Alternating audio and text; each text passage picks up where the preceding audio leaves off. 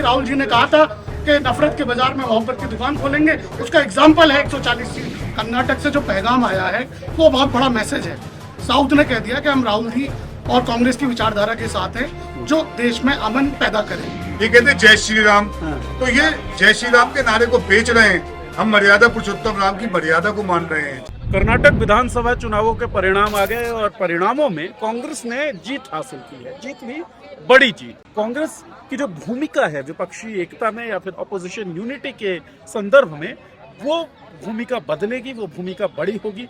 कितना असर पड़ेगा ये सब जानने की कोशिश करेंगे आज कांग्रेस के इस दफ्तर से। क्या इस संख्या की उम्मीद थी आप लोग?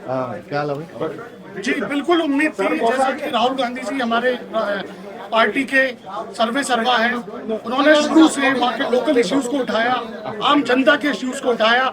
उन्होंने कभी भी पार्टी के लोकल इश्यूज से भटकने नहीं दिया। जब दूसरी तरफ जो भारतीय जनता पार्टी है उन मुद्दों पे उठाने का काम कर रही थी जिनका आम आदमी से, आम मध्य परिवार से कोई लेना देना नहीं है।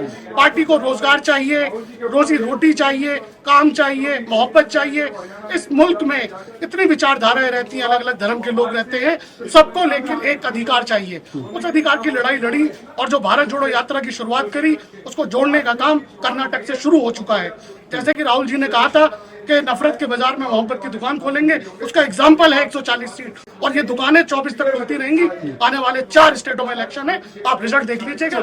आपने कहा कि राहुल गांधी का जो प्रयास है, राहुल गांधी ने कहा था कि मोहब्बत की दुकान खोलते रहेंगे, तो कर्नाटक की जीत का जो सेहरा है राहुल गांधी के सर पर बांध रहे हैं। लेकिन उसी कर्नाटका से कांग्रेस पार्टी के अध्यक्ष मल्लिकार्जुन खड़गे भी आते हैं, डीके शिव कुमार सिद्धरमैया जैसे नेता भी हैं, तमाम हजारों कार्यकर्ता भी होंगे। तो ये राहुल गांधी जी के सिर पे ही सेहरा बांध देना जीत का, क्या आपको लगता है जायज है या फिर और लोगों की भी इसमें भूमिका है?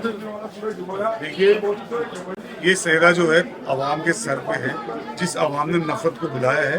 राहुल गांधी जी के बारे में जो मेरे दोस्त ने बताया वो ये है कि आइडिया और थॉट जो लेके आए वो राहुल गांधी लेके आए। खड़गे जी स्टेट से आते हैं, उनकी बहुत ताकत है, उनके जनाधार है, लोग उनके पीछे हैं, वो हमारे राज्य अध्यक्ष हैं, उनका भी पूरा सहयोग है और वो इस नफरत के खिलाफ वो भी साथ लड़े। देखिए, राहुल गांधी जी ने सारे पद त्यागने के बाद क्या काम किया, मुल्क को एक करने का काम किया।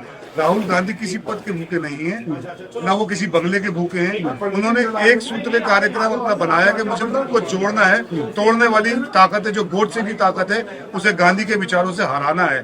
तो इसलिए कहा जा रहा है सेहरा बांधने की बात नहीं है। बात ये है कि जो एक आदमी सब कुछ त्याग के चल पड़ा है, उसके पास सिपहसालार है जिसमें खड़गे जी भी हैं, सिद्धरमैया भी है, सभी है, हम जैसे कार्यकर्ता है, आम खिलाड़ी कार्यकर्ता है हमारे।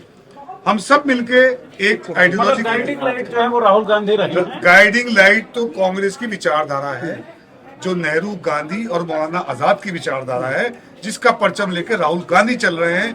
हम सब उनके पीछे चल रहे हैं और ये गोडसे के खिलाफ गांधी लड़ता रहेगा। इन लोगों ने गोडसे को जिंदा किया, जिससे राष्ट्रपिता की हत्या की। अब उसको खत्म करना है, उस आइडियोलॉजी के खिलाफ हमें लड़ना है, हम लड़ रहे हैं। राहुल गांधी जी ने परचम थाम रखा है, वो लीडर है, वो आगे चलना, उनके साथ चलना। ठीक है सर, एक जो चीज हम देखते हैं कि पॉलिटिकल डिस्कोर्स जो आजकल हमारा है उसमें क्या है कि हिंदू मुस्लिम का विमर्श बहुत ज्यादा चलता है और जो हिंदी बेल्ट के स्टेट से, खासतौर पर उत्तर प्रदेश का मैं जिक्र करूं, मध्य प्रदेश का, बिहार का या पश्चिम बंगाल के, ये हिंदू मुस्लिम का विमर्श बहुत ज्यादा फायदेमंद दिखा है भारतीय जनता पार्टी के इलेक्टोरल सक्सेस में। कर्नाटका में आकर क्या रिजल्ट्स रहा?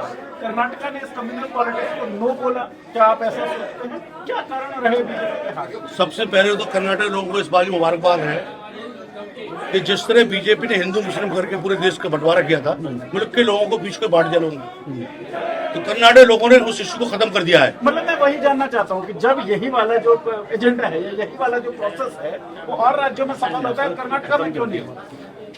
अब आने वाले टाइम में और राज्यों में भी खत्म हो जाएगा, जिसने कर्नाटक ने स्टार्ट शुरुआत की है। इसी तरह से और राज्य में भी ये सब खत्म होगा और आने वाले वक्त में हिंदू मुस्लिम सिख ईसाई हम सब मिलजुल कर रहेंगे और ये मुल्क की खूबसूरती यही है। ये गुलदस्ता है, हिंदू मुस्लिम सिख ईसाई हमें गुलदस्ता है, हमें मिलजुल के रहना होगा, जब देश की तरक्की होगी। अदरवाइज तो डिवाइड रूल करके देश कभी तरक्की नहीं कर पाएगा। ठीक है सर, चुनाव प्रचार के दौरान हमने देखा रैली में जो गृह मंत्री हमारे हैं उन्होंने कहा कि अगर कांग्रेस जीतती है तो ये पूरा कर्नाटक दंगे से ग्रस्त हो जाएगा, दंगे होंगे कर्नाटक में। अब जब कांग्रेस जीत गई है तो कांग्रेस से जुड़े आप देखते हैं, कांग्रेस के नेता हैं, आप क्या कहना चाहेंगे? कर्नाटका में कब दंगे होने वाले हैं? अब दंगे नहीं होंगे। जो इन्होंने करना था बीजेपी वालों ने वो कर लिया, सारे हथकंडे अपना लिए, हर चीज़ कर ली, लेकिन अब मोहब्बत की दुकान खुलेगी और हर आदमी अब सुकून से उस क्षेत्र में रहेगा। जिसने वोट दिया है, जो भी है, सब मतलब सुकून से रहेंगे। राहुल गांधी जी की आइडियोलॉजी पे चलेंगे, कांग्रेस की आइडियोलॉजी पे चलेंगे, मोहब्बत से रहेंगे, आपस में प्यार बांटेंगे और एक डेवलपमेंट होगा कर्नाटक में। ठीक है, दंगे तो दंगे क्यों नहीं होंगे? बजरंग दल को बैन, दंगे हम नहीं होने देंगे। बजरंग दल को बैन किया है, इसलिए जो बजरंग नहीं, अभी तो वादा किया कर देंगे। जी बिल्कुल करेंगे। देखिए वादा किया है तो करेंगे। देखिए मैं आपको बताना चाहूंगा, वादे देखिए भारत की राजनीति में बहुत सारे हुए हैं, लेकिन मैं आपको बताना चाहूंगा बजरंग बली जो हमारे हैं, वो एक बहुत प्यारा सा, एक हम बचपन में फोटो देखते थे बजरंग बली जी का, जिसपे धैर्य था, मोहब्बत थी। अब जो बजरंग बली का एग्रेसिव चेहरा बीजेपी लेके आई है, ऐसे ही मर्यादा पुरुषोत्तम नाम कांग्रेस के हैं। हम कहते हैं मर्यादा पुरुषोत्तम नाम, ये मर्यादा हटा देते हैं, ये कहते हैं जय श्री राम। तो ये जय श्री राम के नारे को बेच रहे हैं। हम मर्यादा पुरुषोत्तम राम की मर्यादा को मान रहे हैं, हम मर्यादा पे चलने वाले लोग हैं। और बजरंग दल और इन जैसे जो संगठन है जो बजरंग बली को बदनाम कर रहे हैं, हमें कर्नाटक में बजरंग बली ने भी आशीर्वाद दिया और अली ने भी आशीर्वाद दिया। चलिए, आशीर्वाद तो दिया, इस आशीर्वाद का असर कहां तक पहुंचेगा, कितना होगा, लोकसभा चुनाव के मद्देनजर भी देख रहे हैं तमाम लोग इन चुनावों को। साउथ इंडिया में भारतीय जनता पार्टी बिल्कुल भी बहुत ज्यादा अच्छी स्थिति नहीं रखती है। केवल 25 सांसद थे कर्नाटका से और 4 सांसद तेलंगाना में, बाकी स्टेट में 0 सांसद है। अब कर्नाटका का जो ये मैंडेट आया है, इसमें लगता है कि दक्षिण के दरवाजे जो खुलने थे भारतीय जनता पार्टी के लिए, वो बंद हो गए। तो लोकसभा चुनावों पे आपको कितना असर लगता है होने वाला है इन चुनावों पे, ये बताइए। देखिए, इसमें लोकसभा चुनाव पर बहुत बड़ा असर होगा। तमाम पार्टियों की, पूरे हिंदुस्तान की निगाह थी कर्नाटक के चुनाव पर। कर्नाटक से जो पैगाम आया है वो बहुत बड़ा मैसेज है। साउथ ने कह दिया कि हम राहुल जी और कांग्रेस की विचारधारा के साथ हैं जो देश में अमन पैदा करे।